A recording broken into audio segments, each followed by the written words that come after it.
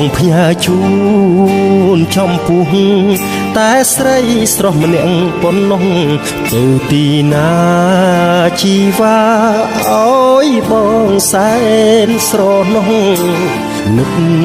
គ្មានលួងវិញ្ញាទីណាបើនិស័យស្នេហ៍ពិតសូមថិតថេរជាអមតៈចងចិត្តជួបជុំពាក់បេះដូងអូននឹងរៀមរាទោះជាតិនេះជាតិក្រោយសូមឲ្យបានជួបស្នេហាមិនសាវាប្រាថ្នាគូ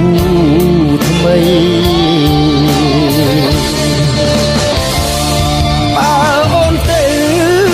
ឆោមឆ្លៃមិនដូចបំណងសូមនួនអងត្រឡប់រកបងណាស្រីចាំថ្នាក់ធ្នម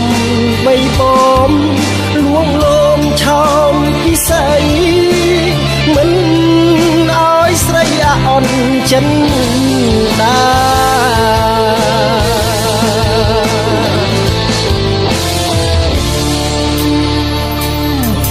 ពីងអើយពីងពិតពីងពេចរំលេចចិត្តស្មោះទោះជាបងស្លាប់រស់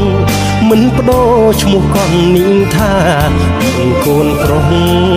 ដូចពេជ្រកាត់ថ្លៃមិនបានឡើយណាចាំស្នេហាជីវ៉ាវិលវិញ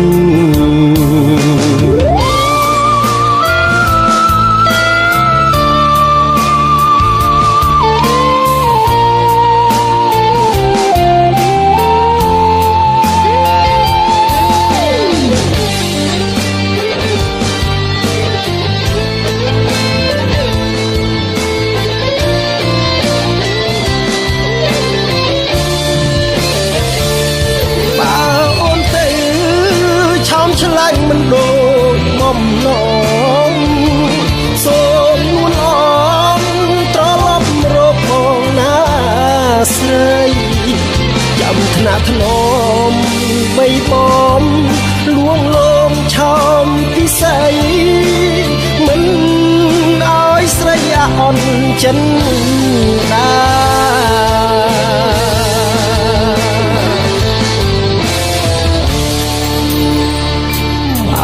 ពីងអើយពីងពិតពីងពេចរំលេចចិត្តស្មោះទោះជាបងស្លាប់រស់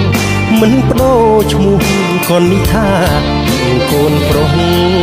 ដូចពេជ្រកាត់ថ្លៃមិនបានឡើយណាចាំស្នេហាជីវ៉ាវិលវិញកូនប្រុសដូចពេជ្រកាត់ថ្លៃមិនបានឡើយណាចាំស្នេហាជីវ៉ាវិល